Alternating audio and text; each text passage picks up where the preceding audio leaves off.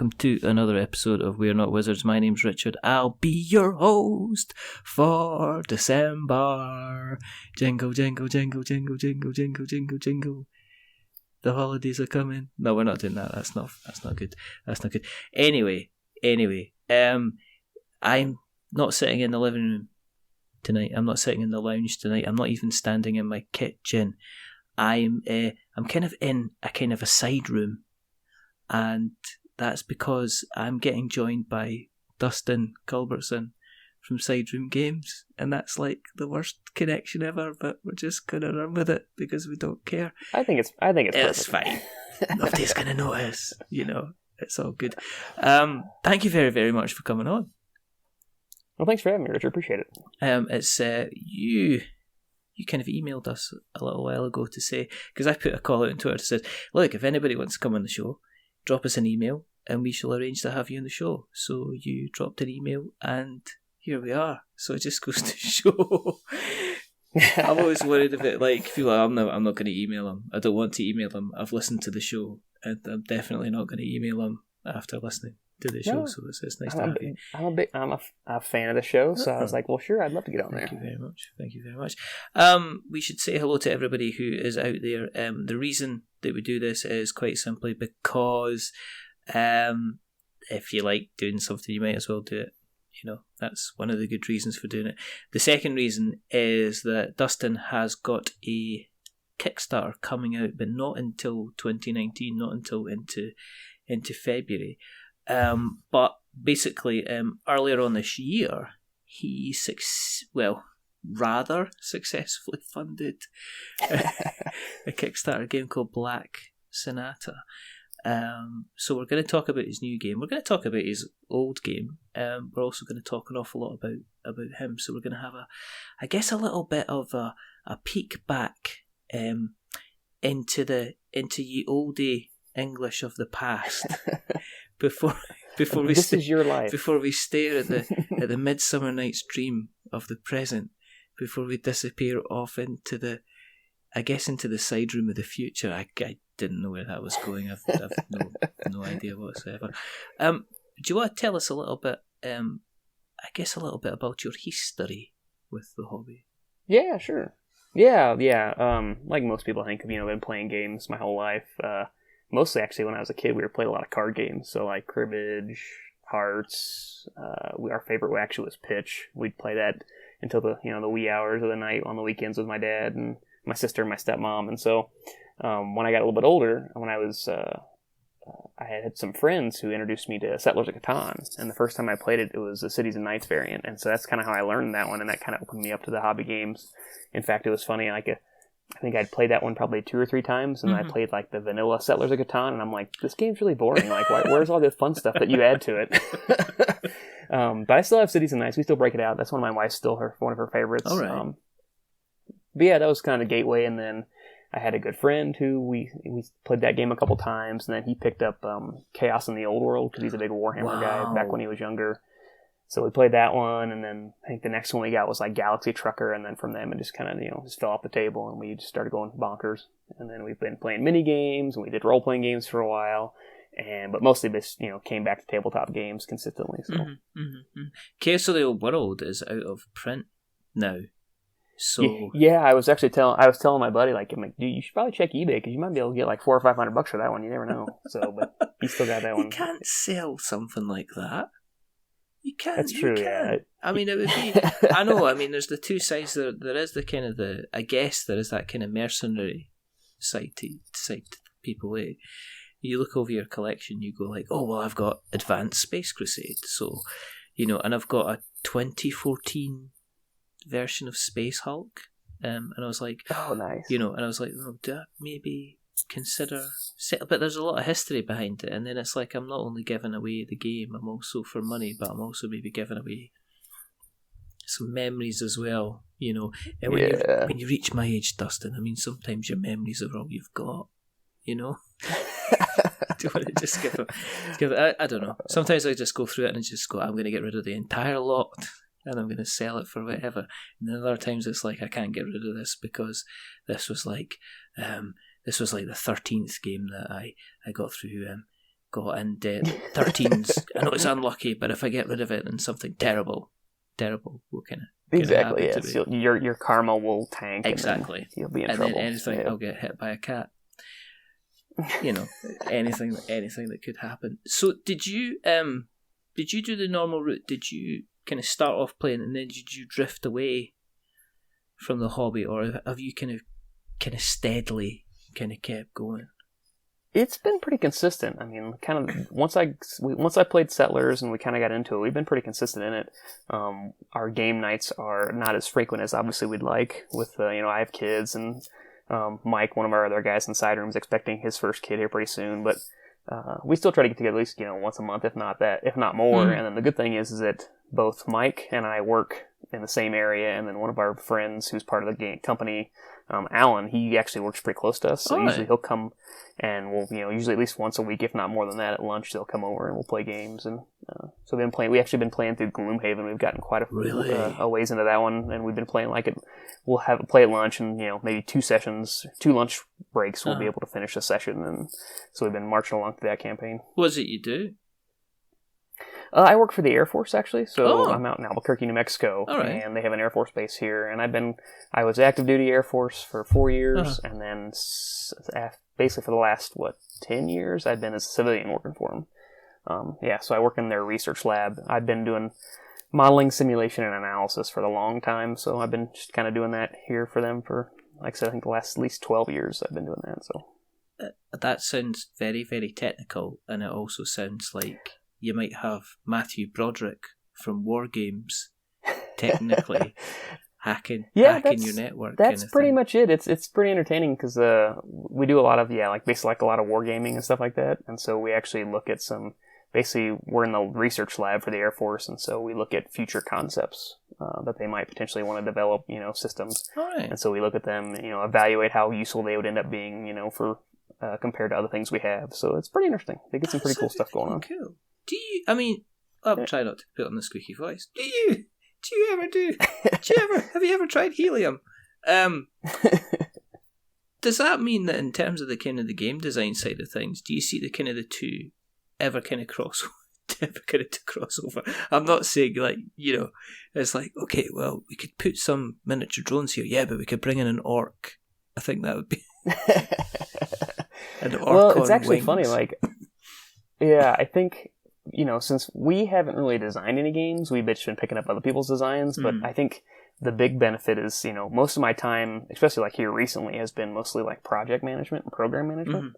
So the experience of hey, this is how you run projects and how you maintain schedules and track progress and stuff like that. I'm like, oh, I can actually use those skills for something that's more entertaining, so I can use it for the board game side. And so that's actually been pretty helpful.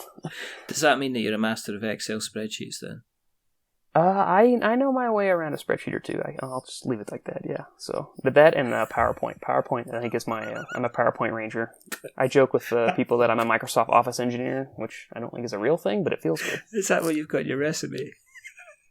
Yeah, exactly. You can put together a little badge. Here's my enamel badge I got made. It's like, hang on, that's got your name. I can do Word. Yeah, picking up a publisher and Access. It's going great. But that does afford you the time where you can sit down with people and actually play on a regular basis, yeah? Yeah, and that's what actually, because once we first started the game company, we did a design contest on Board Game Geek for a 54-card game, and we're actually going to rerun it in March. I think we're going to kick that one off. But it was funny, basically, every lunch session we had, 3 or 4 times a week, Alan and Mike would come over and we would play through all the different design entries, and some were really good and some weren't as good, but we at least mowed through them all. So it was definitely a eye-opening to kind of look at okay, is this game good? Is it publishable? How would you publish it? How would you market it? Yeah. And it was kind of an experience to kind of see the development and see potentials with different types of designs that ran across the gamut. Is it strange giving feedback to somebody's passion project? I mean, let's look at it this way, yeah. Board games or board game design is generally a passion project. I mean, people don't put 80, 100 hours and probably $80 to $100 a month into something and then and keep it going and build it into something, unless they've kind of got like a lot of heart behind it. I mean, when you were doing the assessing side of things, did you have to be kind of gentle with how you did the feedback? I mean, did different people have different ways they kind of reacted when you were giving them kind of feedback on their designs? Yeah, I mean, it was interesting. We basically told everybody we would play every game, and then we would kind of judge them. And then if they wanted specific feedback on their game, to let us know, and we'd give them the specific feedback. Mm-hmm. And yeah, I think probably about half of them, I think, wanted feedback. And some of them, some of them were pretty tough, because it's like, you play the game, you're like, yeah, this really isn't great. And so you're trying to be like, okay, this was kind of good, mm-hmm. and this was kind of good, but here were the other reasons why it didn't really catch us. Mm-hmm. And so we try to be as, as judicious as possible and as nice as possible, but kind of give clear, like, okay, if you're going to keep working on this design, mm-hmm. here's probably what you should focus on. And we tried to do it with all of them. There were a few of them where it's just like, yeah, I don't know what's really going on here, but it's not a game, but thanks for entering it in the contest. So you kind of run into some of those, and you do your best to give them at least some constructive feedback. But no, like I said, it was interesting. Like, I've had a lot of experience in like sort of like the work level, doing like feedback for people as far as their performance. And so again, kind of utilizing those skills I learned somewhere else to try to be as nice and constructive as possible without, breaking somebody's heart. Yeah. I mean, was that what was behind Side Room Games? Was it all about kind of publishing other people's work as opposed to creating stuff yourself then? Yeah, so when I first kind of thought about doing this, I had a couple designs I was tinkering with, mm-hmm. and, dove deep into it and read all of, Jamie Stegmaier's blog posts and started researching manufacturers and all this stuff, thinking I was going to publish my own games. Yeah.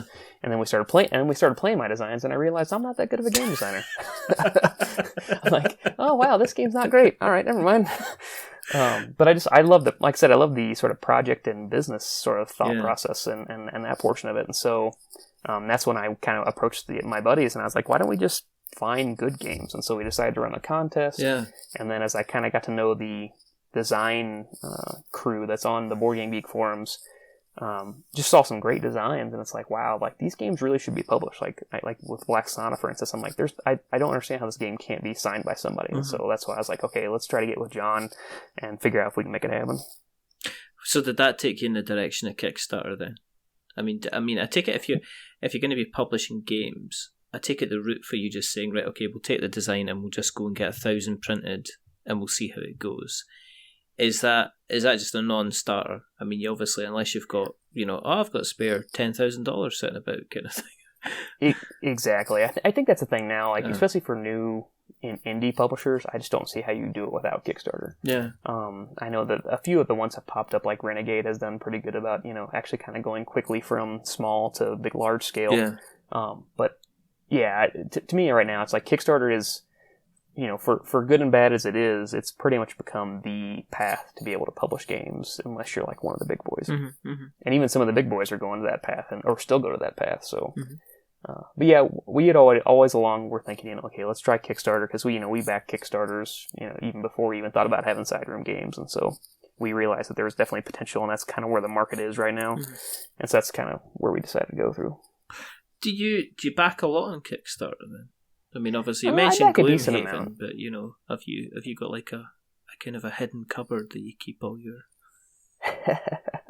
Yeah, I usually either go super big or I like back like the smaller projects. So like I think the last two projects that I backed, one was like a small card game that just closed out, like Fallen Treasures, I think is what it's called, for I think it was like $12, and I was like, it might be one the kids would like. And then the previous one before that was I went and late pledged for like the Eclipse new edition or whatever, which with everything, so it was like $160 or something like that. And I was like, well, that's my Christmas gift for myself, yay. I'm just being incredibly generous. Yeah, I'm so nice. I feel like I deserve this year. I know I've worked incredibly hard, and I deserve some kind of reward for all my hard work. Exactly. I sent a message to the wife, and I'm like, hey, can I get this for my Christmas gift? And she's like, what is it? And I sent her the link, and then like 5 minutes later, like, guess what you got me for Christmas? She's like, wait a minute. So how many days did you sleep in the car then after that? luckily not too bad, because she's also notorious about, like, pretty much every day, like, there's some Amazon package that comes in, and I'm like, what's that? And she's like, oh, it's for me, don't worry about it. I'm like, okay. It's okay, I've bought another cardboard box. Yeah, exactly.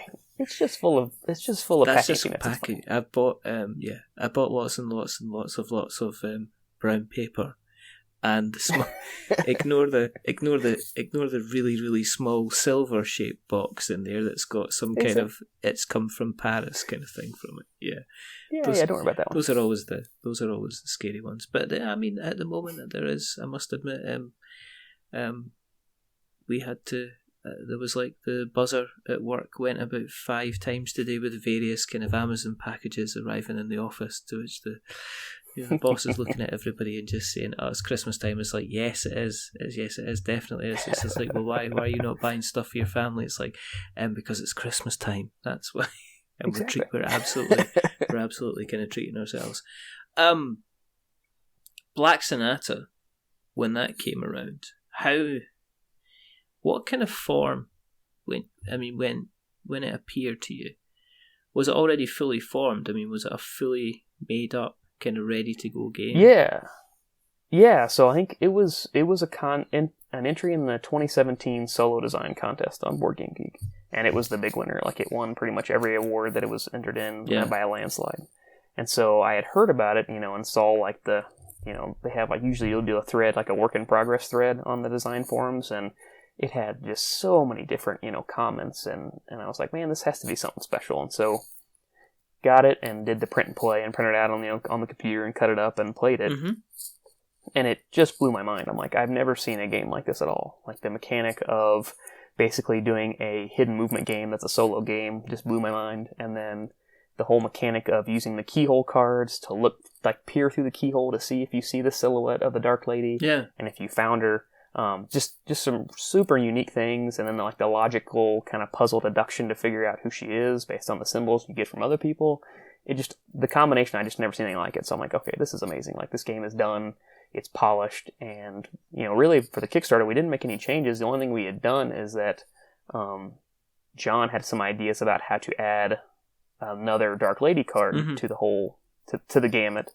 And so he was able to figure out sort of how to finalize that, and so we were able to add that in for the Kickstarter and play tested it a few times, and everything was still fully functional, and so that was the only minor change we made between when I first saw the game and what's going to get published. Yeah, I mean, because it went on to do, like, Rado kind of loved it. I guess because he didn't have to get kind of Jen involved. He said he could just play, he could just kind of like play it himself, which I'm sure he would have been happy, would have been happy about. But I mean, it went on. I mean, it only had like a budget of about $5,000 or something like that, and it went on to do like $91,000. I mean, yeah. As a first time kind of creator, was that just? I mean, did that kind of not kind of blow your mind at the time? You kind of like, oh, it was incredibly overwhelming. Like, it was mm-hmm. funny. Like, I had assumed, based on sort of the feedback, and because we were able to get it in front of Rado, mm-hmm. and the guys on the Secret Ball podcast mentioned it, I kind of assumed we would fund, and I figured maybe we'd get to, in the, $20K maybe, $20K range. And that first day, we went through all the stretch goals we had that were up to like 16,000, I think. And so then it was just a mad scramble. It's like, okay, what do we do now? And so I was like frantically emailing the manufacturer. I'm like, what if we did this? And what if we did that? And then it took multiple days to get the quote back. And so like the next couple stretch goals we hit, and we had no idea what they were going to be. We just knew we were going to go through them. And so, yeah, it was crazy how much and how much interest there was in the game. And that, I think it shows, obviously how great of a design it is, but I also think it shows like, most of these campaigns you see, it's almost like they're focused on a normal game and then they add a solo variant, and that helps get them some audience. Ours is just solo. Yeah. Like, this is a game you can play with somebody as a team, but really it's a game for one person. That audience is there, and it's pretty strong. And if you design the right type of game and you get it out there, it's going to be successful. So, did you do a lot of marketing beforehand then? I mean, this is what people talk. I mean, I wrote an article myself recently about creating noise on Kickstarter. I mean, did you specifically go out and kind of were building as much of a kind of a marketing database, as much of a kind of a community before you even kind of brought Black Sonata to fund? Yeah, so our idea was it already kind of had a built-in audience from the contest and from the Board Game Geek, kind of crew. And so what we did was we were like, okay, let's go after the solo game market. And so we got more involved in the solo game group on Facebook, which is a pretty big group. I think it has, like, last time I saw, like maybe 12,000 people or something like that. Mm-hmm, mm-hmm. And we were, and people started hyping it there. And then we also, there's also a print and play group, and so we hyped it up there. And most of those people might not have backed it, but at least we got the word out, got people understanding the game's coming. Yeah. And we from the beginning we were very adamant that any game we produce, we will have free print and play that will be available both during and then the final version that we actually produce. We'll actually have that print and play available for everybody for free. Mm-hmm. And so being able to help kind of foster that audience as well. And then the biggest thing I wanted to do on top of that was to get in front of reviewers, because, each reviewer has their own audience. Some audiences overlap, but so we went out and tried to find, who does reviews for solo games, who does small box game reviews.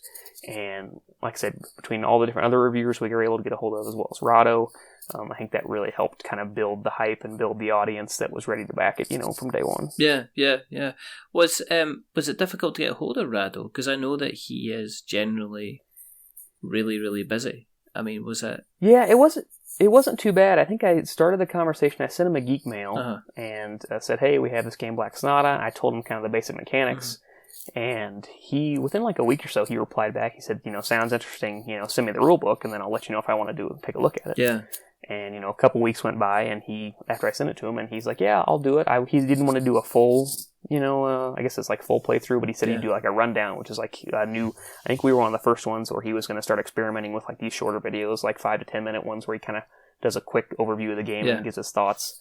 And so we're like, "Hey, whatever you do, man, would be fantastic." Mm-hmm. And so it wasn't actually. I thought it was going to be a little more challenging than it was, but it actually was pretty straightforward. I think the game just kind of caught his eye enough that he was interested and kind of got back to us fairly quickly.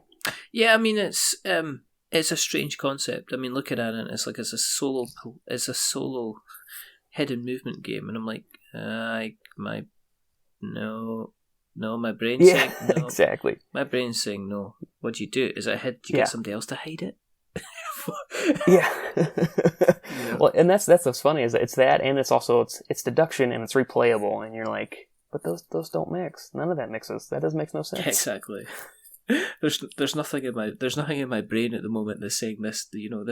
This means anything at all apart from absolute kind of dominating confusion. I'll be completely honest with you at the moment. But as we said, it went on to kind of storm Kickstarter. Yeah. And I mean, going back to the stretch goals, did you feel it was a requirement to fill up the kind of the stretch goal meter? Was there a point where you said, look, we can't actually do anything more without kind of stopping, kind of adding value to the kind of the process? Yeah, for sure. And this game was specifically, it was designed in sort of a tight format. So like we weren't going to be able to add a bunch of new cards or new paths or new boards. And so it's like, okay, what can we do to improve the product as far as like the quality of the components? That was our number one thing. It's like, we're not going to do anything else other than, improve the box, improve the insert, make tuck boxes for the cards. We came up with some ideas late, but then after a while, we kept pondering some other ones here and there, and we're like, you know what? We really like it the way it's at. We think it's going to be exactly what we thought we would, we wanted it to be, so let's just leave it there. And so I think we might have had, the last stretch goal might have been around maybe 60,000 or something like that, and then we're just like, hey, that's the last one, so if you want to back it, great, we appreciate it. And so, but it worked out pretty good. I think our manufacturer, Bangui, has been really just super awesome to work with, and they were very helpful as far as, getting the updated quotes and working with us and explaining how things kind of work, so we had a better understanding of what each one of these meant and how it impacted sort of the overall project. Do you kind of feel when there's a danger, if you run a successful Kickstarter, to end up overproducing the game? To kind of, for sure. To kind of get to the point where you kind of like, I've seen a few games that the game itself maybe didn't deserve to be as produced as much as the gameplay itself kind of warranted it. and it ends up ultimately kind of coating itself in a kind of like a candy goodness, that you end up actually, you're missing the kind of the central peanut, which was the bit you were after in the first place. You kind of get to, and you're kind of like a bit, this maybe isn't tasting as nice as I thought it kind of was. Yeah, no, yeah, for sure. And actually, one of the ones that I kept in the back of my mind was, I think Jamie Stegmaier, one of his, he mentioned that, I think it was for viticulture, and it was like his first Kickstarter, and he had like the final stretch goal was going to be metal coins. And luckily they missed it, and he basically did the math afterwards, and now that he knows like how much weight that would add to the box, how much shipping would have increased, he basically, I think he says that they would have lost a bunch of money, and he's not sure if Stonemaier games have been around anymore. And so I think you have to be super careful. And when we originally planned the game, actually one thing that didn't really hurt us a ton, but it's going to make a minor difference, is we had assumed that the game would be under £1. Sure enough, the final version is going to be slightly over £1, which for U.S. shipping means a couple extra bucks as far as going to priority service. But it's something we didn't really plan on, because our prototype was pretty light. But then when you add wood and you add thicker cardstock and thicker cardboard, it adds up. And so then now we'll have to be more aware of that going forward, as when we start kind of planning out, okay, what's the base price, what's the shipping, things like that. No. I mean, Dinosaur Island, I know. When that came through, the deluxe version came with a whole set of coins instead, and it added so much to the weight. It was almost like a health hazard. And I always tell the story about saying to people, here, have a shot of this box and tell me how heavy it is. And they would reach out with one hand, and you'd say, no, you can't take it with one hand. It's like, just give me the box. And you'd see them go, doof. Are you okay there? Yeah, I'm fine. Yeah. Do you need help up? Exactly. Do you need help up after being through the floor, kind of thing? So I can understand. But I mean, again, it's like when you do your calculations at the beginning, I guess you're calculating for certain weight. You calculate for your dimensions. You forget that adding kind of like, I guess, an extra 20 grams or 50 grams into a box. If you're all of a sudden doing kind of like 5,000 copies of a game, that can add up into kind of some kind of serious kind of tonnage. Then, I mean, obviously, as we said, you're I take it you're where are you in the process now with kind of Black Sonata? So actually, in terms of so they're finishing manufacturing this week actually, and so we got a company in China who's going to pick up a portion of the games and do the shipping to Asia, and they're going to send some games to Australia for sort of local distribution. And then the other games, I think maybe from the rest of them, about a third are going to go to Germany to go out to the European Union, and then the rest are going to come to the United States for United States and Canada. Okay. And we're actually going to do those ourselves out of our house. My wife, luckily, she has an online business where she sells clothing, and so she has like all the whole setup to do shipping for the clothing, and so we're just going to leverage everything she has, and so it's just going to be a long, weekend where all the guys come over and we get beer and pizza, and we just start putting games in padded mailers and slapping labels on them. So. Does she know about that yet, or are you still going to tell her?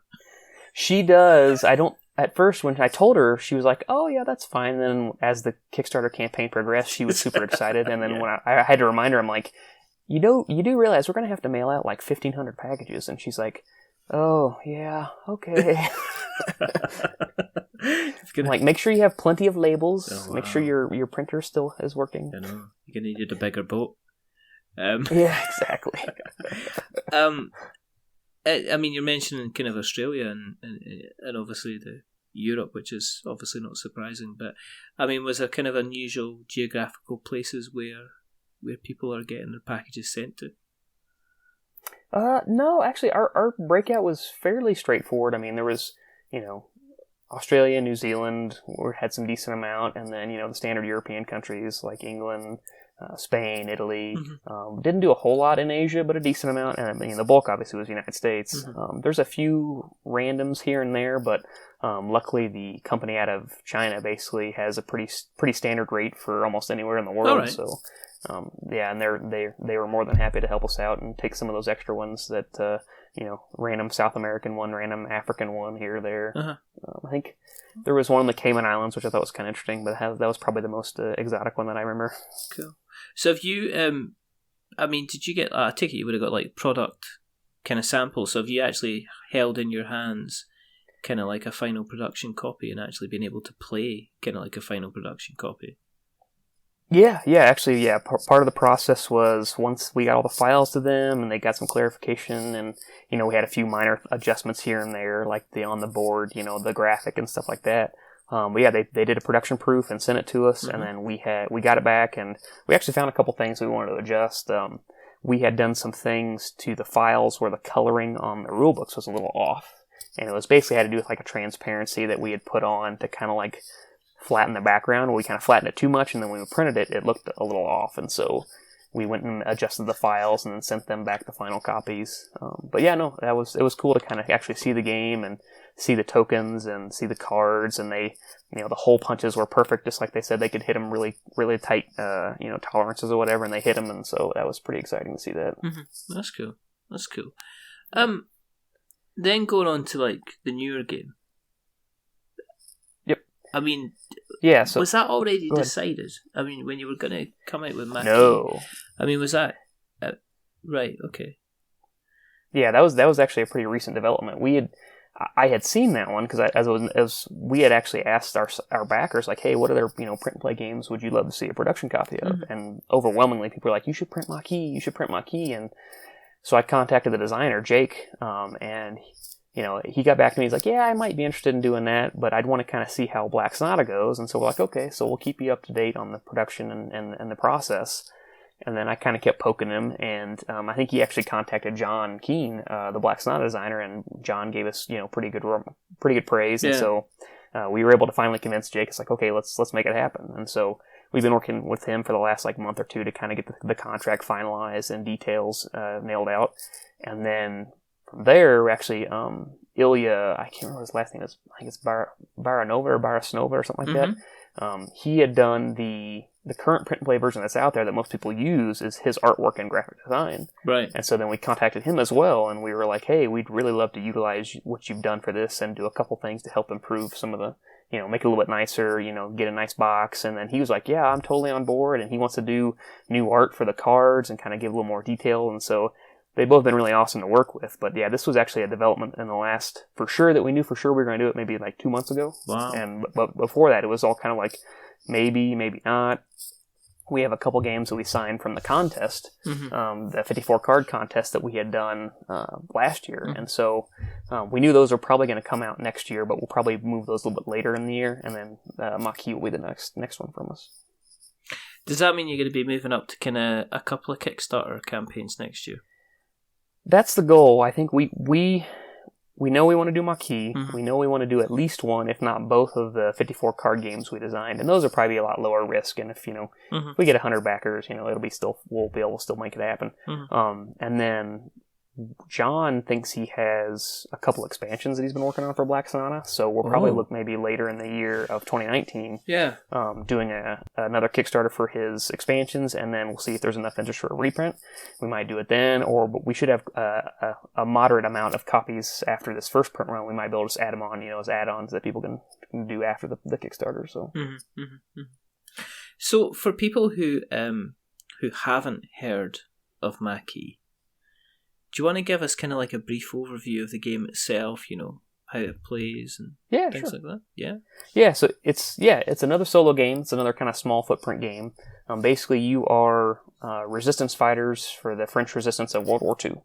And so the game is basically, you're going along, there's a map on the board, and you're trying to, each game you'll have 2 mission cards that you have to fulfill. And it might be like gather intel, or plant explosives, in a certain, like in a factory, or different types of things. And so you're trying to complete objectives and gather resources to complete those objectives. And the interesting mechanic of the game is it's a worker placement, but as you place your workers, every time you place a worker, the local police will go around and they will go to spots on the map. And if they go to the spot you're on, they can capture you and you lose that worker for the rest of the game. Or they might go to a new location. If they go to that location that you're not on, you can no longer hit that one. So you have to kind of plan out your routes as far as, okay, if I go here and the police go to this other location, I need to find a way back. Because every worker, if they can't return back to your home base, and their paths are blocked on the map by policemen, then you're pretty much going to lose that guy. All right, okay. And so you start off with 3 workers. You can collect a couple more, but if you start to lose them, then you start your ability to get your missions done are significantly hampered. And so you have to kind of do some route planning. There's some push your luck aspects because I really have to get to that spot, but there's no way I can guarantee the guy's going to get back. So I have to kind of hope that I can I plan accordingly. I can kind of think about where they've been previously to be able to help kind of map that out. So it's very interesting. And then the last kind of thing is what you can do is you can collect and gather weapons and use that to attack the policeman, and that will allow you to escape and get back to your safe house. However, every time you do that, a policeman, the suspicion for your activities goes up, and a policeman is replaced by a soldier, and you cannot attack the soldiers. The soldiers are much better at, fighting than you, and so you cannot get by a soldier. So you have to balance the fact of, can I get by that policeman today, but now there's going to be a soldier later on that I can't get by. So it's a very interesting kind of balance of gathering resources, route planning, pushing your luck, timing certain moves, and it's really fun. It's a good one. I mean, with it being kind of already out there in a print and play version, was your approach to play testing it, was that slightly different than having to kind of convince people to kind of sit down and do it? I mean, did you just go out and say, look, we are going to be taking this to Kickstarter and looking at kind of publishing a kind of a fully produced kind of copy here? Was it more of a case of, well, guys, what would you like to see, or what are the things you kind of like, or what are the things you kind of don't like that you do about the game? Yeah, I think it's definitely very different. Like if you're coming with a new design, it's all about what do the players like, what they don't like, how do you improve the game. Yeah. This one, like I said, I think this one's been around for 5 years, if not more. Yeah. As a print and play, and it's been play tested a ton, so we know the game is tight. There's actually a couple fan-made mission cards that people utilize now, on top of the ones that Jake designed, and we actually contact those designers and we're like, hey, can we use your fan-made mission cards? And they were all for it. And so, I mean, I think the good thing is we're not trying to make this game that we don't know if it's going to be good. Like, the game is good, people enjoy the game, people think highly of it. It's, hey, would you like to trade your for the people who have already printed it, would you like to trade your printed copy for a production copy? Yeah. And for the people who don't do print and play, this game is solid. This is a real, legit game that's been around. Would you like a copy of it to add to your collection? And so that's kind of how we're approaching it. It's like, let's take this game that's good and get it to more people who know it's good. The people who know it's good and the people who didn't even know it existed. Do you think that's going to help with the marketing on Kickstarter then, that you've already kind of got an audience there? And then it'll just I'm hoping so. Yeah, because I think it's very similar to Black Sonata. Black Sonata wasn't as old of a print and play, but it was still around, and a lot of people had printed out and played it, and was like, yeah, this game's great. And so I think it's just another one of those situations where we can say, hey, this is a game. There's no risk that it's going to be bad. Like, it's a really good game. Do you want to get a copy? And we can get it to you for it's still a small box game, so it's not going to break the bank. And for a backer, I think it's important for lower risk. Like, you hate to spend, you're more willing to risk smaller amounts of money on a product you're not sure about. But to know that the product is actually a solid game. Yeah. Spending, the $20, the $25, that's like, it's like a no-brainer for people. Yeah. Yeah. So. No, I can see that. And I think it's difficult for people to... I mean, people will get excited about new ideas on Kickstarter, but I think it's less likely that people get excited about every idea that comes out in Kickstarter. And I think I've seen kind of okay ideas do very, very well on Kickstarter because of kind of marketing. Whereas it's good to see... I mean, is this going to be the kind of the model you're going to kind of follow? Are you going to look for kind of really kind of well-known or well-loved kind of games that are in the print and play, and look at kind of taking them into kind of full production. Is that what you see with kind of like side room games? Yeah, I think that's at least for the in short term, that's our model. I think we're going to try to go for is that, there's a lot of games into these contests. Like another game that I remember is, I think it just finished up a couple months ago called Microbrew. It was a Mint 10 game, and it was like a game that did really well on the design contest for the Mint 10 contest, I think last year. Yeah. Or it might have been earlier this year, I can't remember. And they took it to Kickstarter and they raised over $100,000. Yeah. And I think there's a market here for, because most of the games you do in these print and plays, they're not these huge beasts that you're going to print and play. They're kind of the smaller box games, but they've been through the rigors, play testing. They've got an audience sort of built in, and they have sort of a pedigree that says, hey, this game it's not some game that nobody's ever played before. Mm-hmm. It's a legit game. We're going to be able to take it to market and take it to production. And so I think that's kind of where we're focusing on right now. We do have a couple designers that we've gotten submissions from and talked to a couple local guys as well who have some designs that we're going to start testing out and seeing if we want to take those to market as well. But I think for this first year or two, we're really going to focus on, okay, let's find these print and play gems that we can then take to Kickstarter and get them out to a bigger audience. Do you feel restricted on the price you want people to pledge for a copy because it is available through print and play? Do you have to take that into consideration? It's not necessarily about, obviously, we're going to produce this game for you, but you have to be aware that people, if they really, really wanted to, could, do their own kind of print version on their own stock of cards and stuff like that. Is that something you have to be conscious of as well? Yeah, I think so. And I think the good thing is that most of the time when you have a print and play like these, people don't want to print out 150 cards. Yeah. They're willing to maybe print out 30 or 40 and sleeve those, cards or do something, or maybe make a small board, not like a big, a 6-fold board, And so I think part of understanding the footprint of the game is important, and then understanding that helps you kind of drive, okay, how much production can we put into it, and it helps kind of guide the stretch goals. So for Maquis, for example, we'll probably start off the base game as, standard board, cardboard tokens for the major pieces, and then have upgrades to wood because that increases your cost. But be able to have those as, stretch goals so that, some of the components might be wood to start, but to be able to kind of help deluxify it, you need to have that economy of scale, right? So you got to have, the cost at 500 versus the cost at 3,000 or 4,000. So, yeah. But I do think you have to take it into account because on these types of situations, it's got to be, you got to have something in that $20 to $30 range. I think I kind of see Kickstarter as either, especially for the newer publishers, I think it's, you have to either start small or you have to go super big. You have to have this giant beast that has a bunch of minis and $100. Yeah. Or you have a smaller footprint game that's nice in that $20 to $30 range, and those are kind of the two major pots of, I think, success right now. No, so that's really interesting. You have to think about it. No, because Mark Neidlinger, the episode we actually just released the other day, that was what his, exact, that's what their team exact sentiment is. I think that him and both Tom were talking about. You had the choice between kind of, as you said, going for a minimum spend, a kind of a max kind of $20 type game just to kind of get your foot in the door, or you could kind of go all out Vindication or City of Kings or all these kind of other huge, massive kind of games from almost first time kind of publishers. Yeah. I guess kind of changing components, you have to take into consideration kind of sleeving cards and stuff like that. It can kind of bring its own kind of problems as well.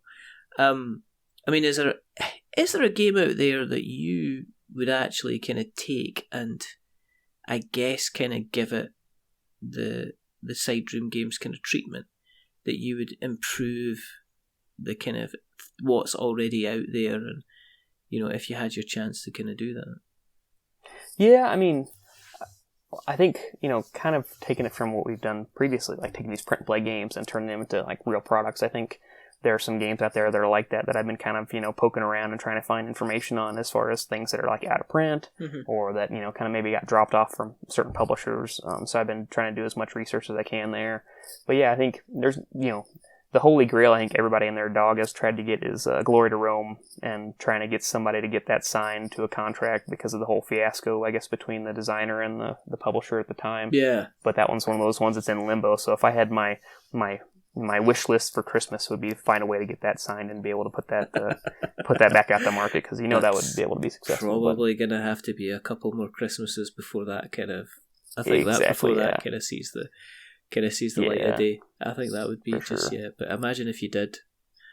That would be absolutely. It'd be great. Yeah, that would kind of be absolutely. But yeah, I think for us it's all about. And the other thing we also want to focus on too is like getting games from designers who don't have published games. Like some of these guys who have done a lot of designing in their contests in the forums and kind of done the amateur side, and getting new designers out there and showcasing some of these these guys who haven't had games published before. And so that's another one of our focuses, and I think it's a good thing for us that we can kind of work off this print and play audience and the print and play products that are out there, and kind of start taking those to the broader masses. Are there ones that are adamant that they're going to self-publish? That you've approached them and they've said no, this is coming to Kickstarter next year, and I'm going to absolutely storm it, and I kind of don't need your help. Do you come across kind of that at all?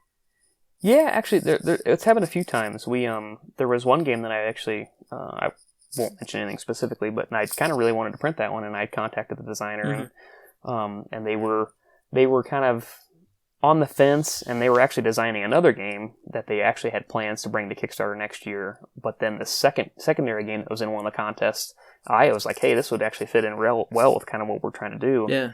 And they decided, you know what, we're going to wait and see if we can do the Kickstarter on our own. So I can see the advantages and disadvantages of that. Depending on how well the Kickstarter does, your profit margins versus if you do it yourself versus if you just sign a design and take the royalties. There's a balance there, and there's usually a tipping point where it's better to do it yourself versus somebody else. But then you have to worry about building the audience and getting all that, the back end stuff as far as the manufacturing, the logistics, the fulfillment portions put together. So I can definitely see the balancing act, and I even told the person, I was like, hey, if for some reason you change your mind, you decide not to go on your own, please let us know, because we would be more than happy to to take it on and just do a we'll publish you, you're the designer type contract. So, but it definitely happens. People love their babies and their designs, and they want to make sure that they have sort of the full creative control. But that does come with a time and effort cost to be able to make sure you can actually maintain that and get something successful out there. No, I think there's definitely a market for kind of publishers which work on Kickstarter but have an ability to almost facilitate kind of unknown publishers kind of getting their game kind of developed. I mean, one of the key ones that comes up quite a lot at the moment is Alley Cat Games. They had a phenomenal success really with their roll and write game, the kind of the Welcome to Dinosaur one. Yeah. They had Dice Hospital beforehand. They're working on a Coral game at the moment. They've had a couple of pocket games, Pocket Sub, Pocket Farmer, and a lot of these games it's the same situation as you almost. I mean, they've basically taken an idea and they've developed it, and they're kind of creating a kind of a production copy. And I think the discussion that's being had on Kickstarter at the moment is, can somebody from the beginning still get on there and make their money? Do we need guys like yourself and guys like Alley Cat Games? Are they going to become more and more important to allow kind of smaller guys who have brilliant ideas, have brilliant games with excellent mechanics, but just allow them to actually get on and can be published to an audience that's sitting and waiting and has an appetite for kind of like a range of games? Yep. Yeah, for sure. Yeah, I think I can't remember who I was reading or listening to, but there was some discussion about, is there just too many games coming out right now? And I think it kind of goes back to, there's a lot of choices, which can be good, but sometimes people can think that's paralyzing. But to me, at the end of the day, I'd rather have a bunch of different games with a different variety of themes and mechanics that you can pick and choose, and to be able to help it might make things more challenging for the bigger publishers, and they have to kind of rethink their business model. But for the smaller guys who are doing it, just to be able to get games out there that people will enjoy, people will love, and get some of these designers and artists, the recognition they deserve is awesome to me. I mean, this is one of those things where, pipe dreams of doing this full time would be great, but in reality, I understand that this is sort of, we're doing this for fun, we're doing this as a hobby, we're doing this to be able to help, other people get their stuff out there, and just try to be able to facilitate that as best we can. Yeah, I mean, I think everybody was shook a little bit by the CMON news about them losing money. Mm-hmm. I think there was a kind of you're making millions. It's like, yes, but the size that you are once you get to our size, it's very little between kind of potentially kind of losing money and I don't know. I think like Pokemon. It's like Pokemon, really. I think Kickstarter isn't in its final form. Yeah, I think, exactly. I think it's gone through its golden age. I think in the last couple of years, and we've seen some remarkable games coming out. Some absolutely fantastic, wonderful, amazing games coming out. And I think like every kind of platform, it goes kind of through an identity kind of situation where it's sitting there after so many years and goes and looks in the mirror and goes, who am I? Which is why I think you're seeing kind of like the pre-order store coming up, kind of thing.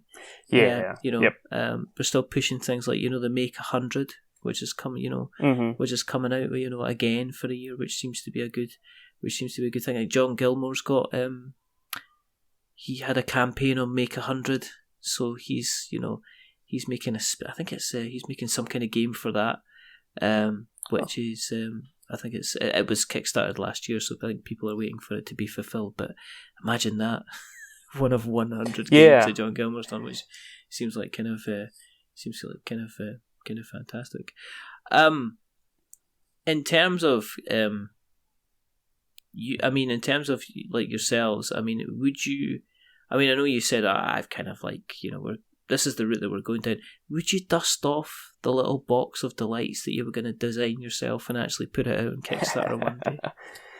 Yeah, of all the games I have made, there was one that was okay, and I'm sure if I kind of tweaked around with it would maybe be a little bit better. It was just sort of a like a word game, in sort of the mold of like a Scrabble. But I had basically created a game where I can't remember the actual name of the game, but instead of laying tiles, you're laying a card. That is basically a square card that's like a quadrant where it has different letters in each corner. And you're basically laying cards on top of cards, sort of like to build words. And so then you're basically you have a pawn that you're moving around the cards to basically spell out your words and gather points. And we played it a few times and it worked really well. Uh-huh. I just, at the time it's like, well, there's not really much of an audience for this one, but maybe at one point if we have a pretty big side room games following, maybe I'll publish it under a pseudonym or have like my son publish it or something like that, and we'll call him the designer, and I can have one out there maybe in secret. We'll see. You just have to go all out. I think you just have to stand proud and say, "This is my game. This is mine. This is mine. I did this exactly. This is mine. There are other games like this, but this one is mine."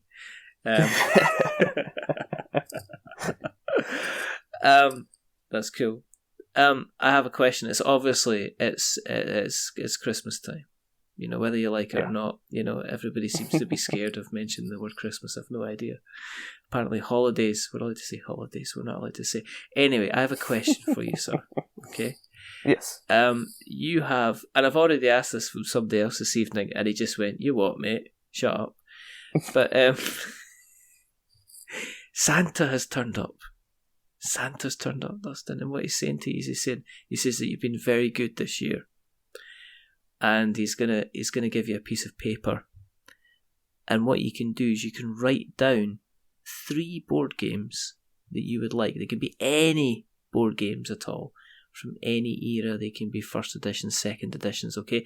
And what he will do, he will make sure that on Christmas morning, when you go downstairs in your pyjamas, and you've got your slippers on, and you've got bed hair sort of sticking up at the side, and you're a little bit sleepy, that under the tree there's going to be 3 lovely board games wrapped up in fantastic shiny paper with a little lovely tag on the side.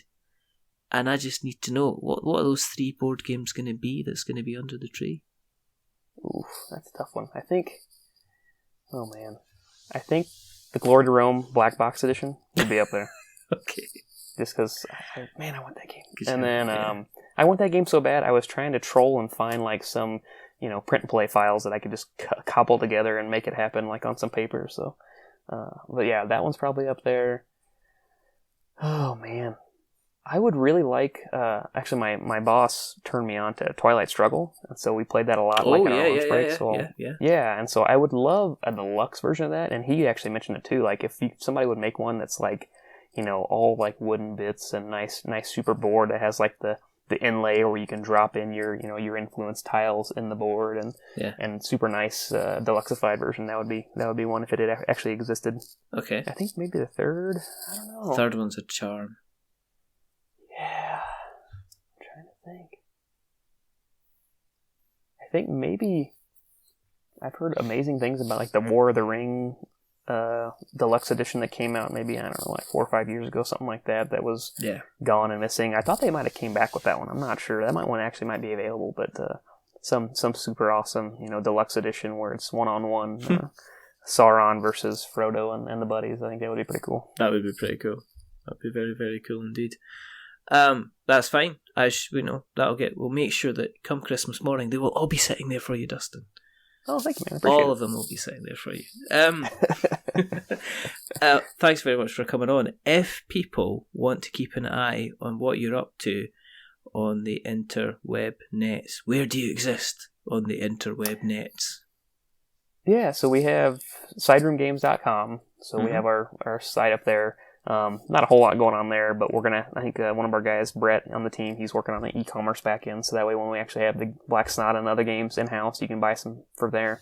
But we're there, and then we're also Facebook. It should be Sideroom Games on Facebook, and then as well as at Sideroom Games at Instagram and Twitter. So we're usually all over there. I'm usually posting random shots on Instagram of me and the boys playing games that we find tucked away. And cool.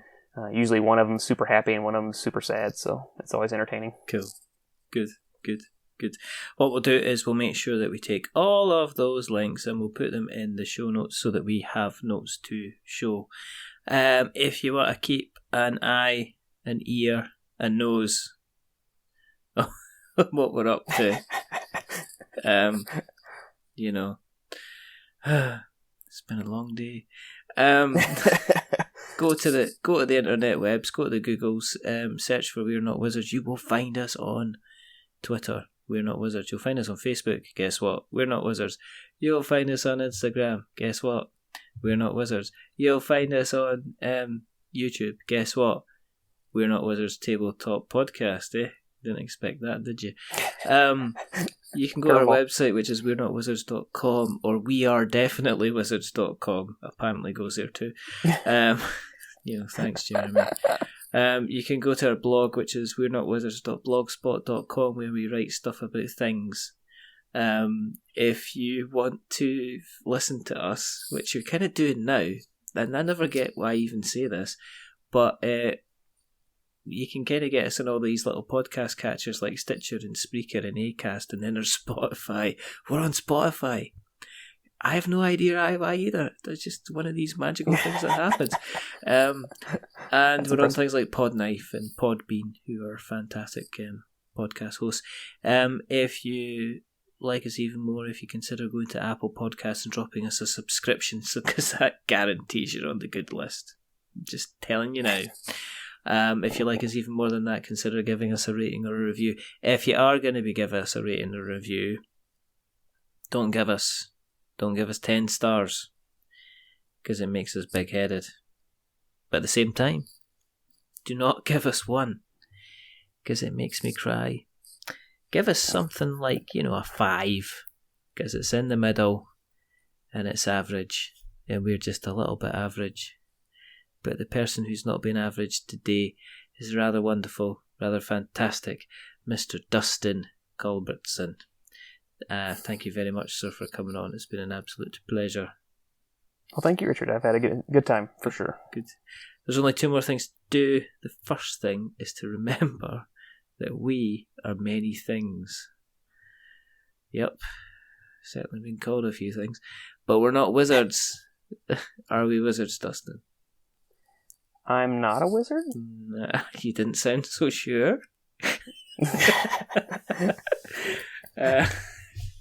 And the second thing is to say goodbye. So it's a goodbye from Dustin. Say goodbye, Dustin. Goodbye, Dustin. Every single time. Do you have a memo between you lot that goes out? Remember, if you go on the show to say the funny joke at the end? Anyway, and it's a goodbye from me. Remember, stay safe, roll6s.com, and Maquis is coming on February from Sideroom Games. So make sure you check it. Yeah, because I was like thinking about that, and I was thinking, wasn't the Maquis the names of the Resistance folk in Deep Space Nine as well? Yes, it was. Yes, it was. There's a bit of that's probably where it came from. You know, that's maybe that's a promo card down the road. Oh my word, couldn't it be? Do you know what I mean? And then you could jump in and just say they've got a phaser gun, so they win. Automatically wipe out the enemy. That would be brilliant. But anyway, I mean, if you want to find out if the promo card is going to exist, you're going to have to come back in February and check out the Kickstarter. Yeah. That's exactly the only way this is going to happen. So do that. But until the next time, goodbye.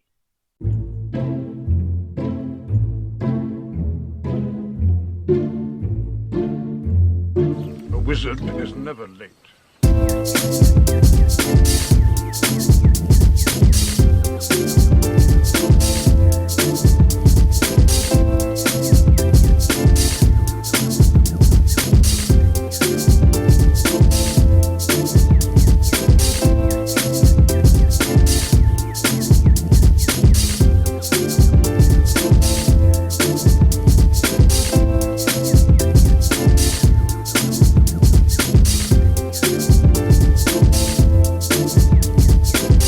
Nor is he early. He arrives precisely when he means to.